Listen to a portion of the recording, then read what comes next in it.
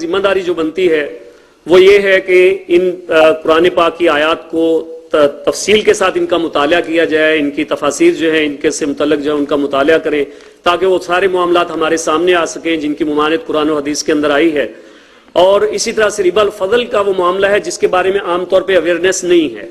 اس کے بارے میں عام طور پہ لوگ نہیں جانتے۔ ربا نصیحت تو عام طور پہ ہمارے ہاں معروف بھی ہے، لوگ جانتے بھی ہیں، اگر کوئی کرتا ہے اپنے آپ کو گناہگار سمجھتے ہوئے کرتا ہے، لیکن ربا الفضل کا معاملہ ایسا ہے جس کے بارے میں عام لوگوں کو نہیں معلوم، اس کے اوپر خاص طور پہ ہماری مجالس کے اندر بھی بات ہونی چاہیے، سیمینارز کے اندر بھی اس کے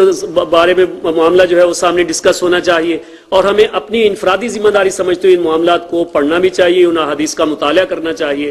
اور میں سمجھتا ہوں کہ اس طرح کے مزید سیمینارز کی ضرورت ہے کہ جہاں پہ ہم عامت الناس تک یہ بات پہنچائیں، اخبارات کے اندر مضامین کے ذریعے اور دیگر جو بھی ذرائع اس کے لیے اختیار ہو سکتے ہیں تاکہ لوگوں کے اندر ایک اویئرنیس اس حوالے سے پیدا ہو۔ کم از کم اگر ریاستی سطح کے اور سود کا خاتمہ ابھی تک ممکن نہیں ہو پایا تو کم از کم انفرادی زندگی میں تو ہمیں کوئی نہیں روک رہا، اس کے لیے ہمیں کسی سے اجازت لینے کی ضرورت نہیں ہے کہ ہم ربا نسیہ کا معاملہ ہو یا ربا الفضل کا معاملہ ہو، اس سے اپنے آپ کو بچا لیں، اور اس کے حوالے سے کوئی رکاوٹ میرے اور آپ کے سامنے نہیں ہے، صرف ایک فیصلہ ہے، ڈٹرمینیشن ہے کہ آج ہم فیصلہ کر لیں کہ اللہ کا حکم ہمارے سامنے آ گیا، اللہ کے رسول کا حکم آ گیا، اب ہم یہاں پہ فنتہا رک جائیں، اور ورنہ وہ صورت ہے کہ فاذنوا بحرب من اللہ ورسولہ،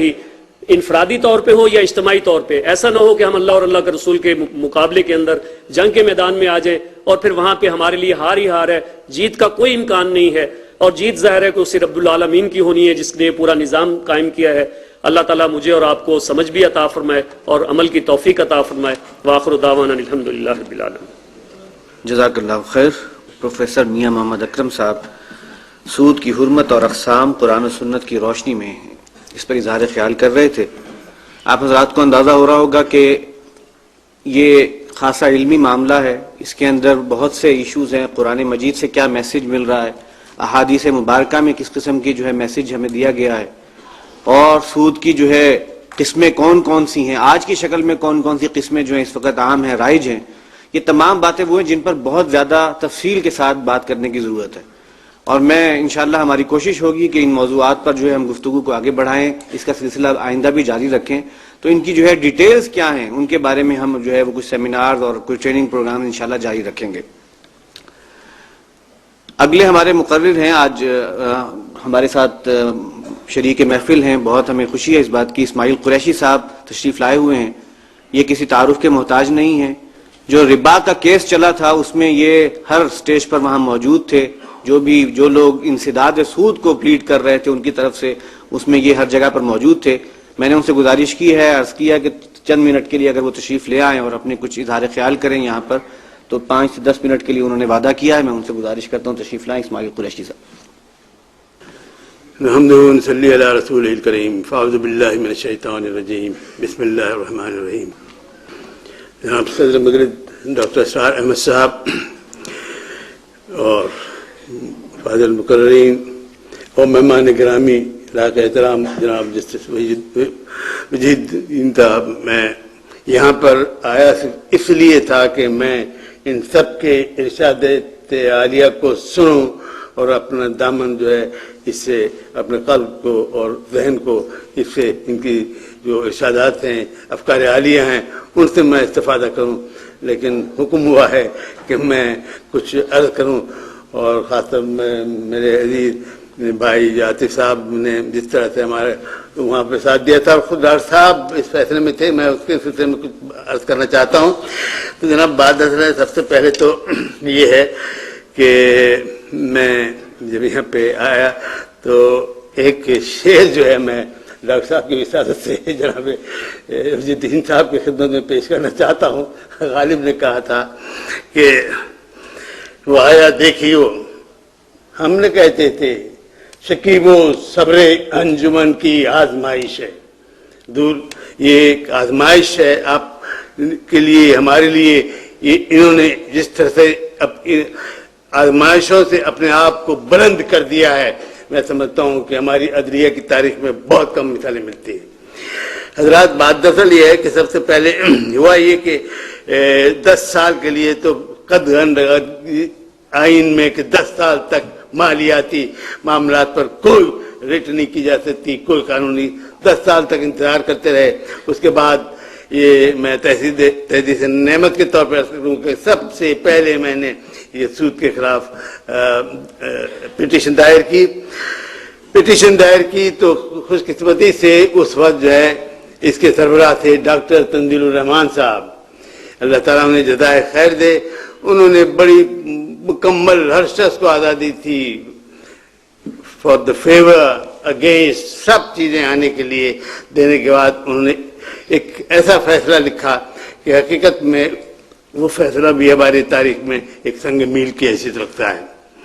اور وہاں پر خیر میں تو دینی جماعتوں کی طرف سے تھا، گورنمنٹ کی طرف سے میرے بڑے پیارے اور محترم دوست جناب ایس ایم ظفر صاحب تھے. جب انہوں نے دیکھا کہ کوئی اور صورت نہیں بنتی تو انہوں نے کہا کہ جناب ہمیں مہلت دی جائے، ہم 1 سال کے اندر یہ کرتے ہیں. تو انہوں نے کہا کہ 1 سال بہت زیادہ محنت، مہلت یہ ہے ہم آپ کو 6 مہینے کی دیتے ہیں. تو انہوں نے کہا کہ جناب 6 مہینے کے اندر اس فیصلے کو امپلیمنٹ کر دیا جائے اور گورنمنٹ اس کو لاگو کر دے گی. خیر جناب وہ 6 مہینے گزر گئے.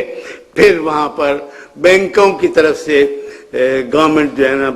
ظلمن کے پیچھے چھپی ہوئی بینکوں سے وہاں پہ چیلنج کرا دیا گیا. اور وہاں پہ بھی اللہ تعالیٰ کی رحمت تھی، اللہ تعالیٰ کا کرم و فضل تھا کہ اس بینچ پر جو جج حضرات تھے ان میں اللہ تعالیٰ نے ان کا قلب نور کو قرآن سے، اسلام کے نور سے منور کر دیا تھا. اور میں آپ سے صحیح عرض کرتا ہوں، یہ المسلم میرۃ المسلم، ایک مسلمان دوسرے مسلمان کا آئینہ ہوتا ہے. تو وہاں پر میں نے جو دیکھا ہے جناب جسٹس وجیہ الدین صاحب نے جس طرح سے وہاں پر اسٹینڈ لیا، ایک مرد مومن کا اسٹینڈ تھا. اور میں صرف ذکر کروں گا ایک بات، وہاں پہ گورنمنٹ کے کونسل نے، میں کیا عرض کروں ان کا نام نہیں لینا چاہتا، ڈپٹی اٹارنی جنرل صاحب، انہوں نے کہا کہ ہر چیز کی ہمیں دیکھنا پڑے گا کہ اس حکم کی، سود کی علت کیا ہے. علت دیکھیں گے تو ہم دیکھیں گے کہ اس علت سے ہم اپنے آپ کو اگر کوئی چیز نکلتی ہے تو کس طرح سے یہ کرتا ہے.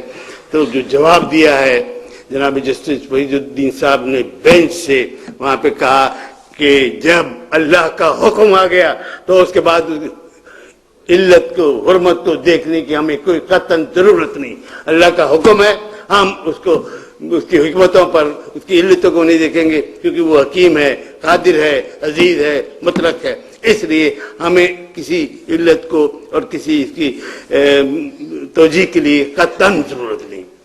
اور اس کے بعد آپ دیکھیے وہ فیصلہ ایسے معلوم ہوتا ہے جس طرح قرآن میں حرف قل هو اللہ کی اپنی انفرادیت ہے. وہ فیصلہ جناب جسٹس وجیہ الدین صاحب کا ایک فیصلہ ہے جو قرآن سے اور اسلام سے بالکل ہم آہنگ ہے. تو حضرات وہاں پر ہوتا رہا. اس کے بعد پھر گورنمنٹ نے اپنے جس طرح سے یہ ہوتی رہتی ہیں کرنے کے بعد پھر انہوں نے کہا تھا کہ جناب ہمیں 1 سال کا مہلت دی جائے. اور وہاں پر سب سے بڑی بات یہ ہے کہ 1 سال کی مہلت لی تو آخر میں انہیں پھر یہ ہوا کہ اس کو کس طرح سے چور دروازہ کہاں ہے جس سے ہم نکل کے بھاگیں اور کس طرح سے اپنے آپ کو بچائیں. تو اس لیے پھر ایک بیمار مردہ نیم جان بینک ہے UBL مر رہا تھا، اس کی طرف سے اس کو کھڑا کر دیا یہ کرنے کے لیے کہ یہ جناب اس کی نظر ثانی کی جائے. اور جناب میں تو بڑا ممنون ہوں کہ ڈاکٹر صاحب اپنی خرابی صحت کے باوجود اس جو پروسیڈنگ تھیں تشریف لاتے رہے، ہمیں ان کی ہدایات ملتی رہیں، ہم اور بھی تمام آتے رہے، قاضی حسین احمد صاحب اور سمیع الحق صاحب، تمام علماء جو ہے وہاں پہ موجود تھے، انہیں معلوم تھا کہ یہ ہے. تو اس لیے انہوں نے پھر وہاں پر وہی چال چلی کہ 1 سال کی مہلت مانگی اور کہا کہ 1 سال کی ہمیں مہلت دیں، ہم 1 سال میں اس ملک میں سارا اسلامی نظام کر دیں. گورنمنٹ نے کہا کہ بھئی ٹھیک ہے یہ کر دی جائے، آپ کو اجازت دی جاتی ہے. تو 1 سال جب ختم ہونے آیا تو ایک ہفتہ پیشتر، اگر میں مختصر کر دوں گا، 1 ہفتہ پیشتر ایک بینک کی طرف سے نظر ثانی کی درخواست آ گئی کہ جناب یہ جو ہے معاملات ایسے یہاں کا سارا نظام درہم و برہم ہو جائے گا. اس لیے اس پر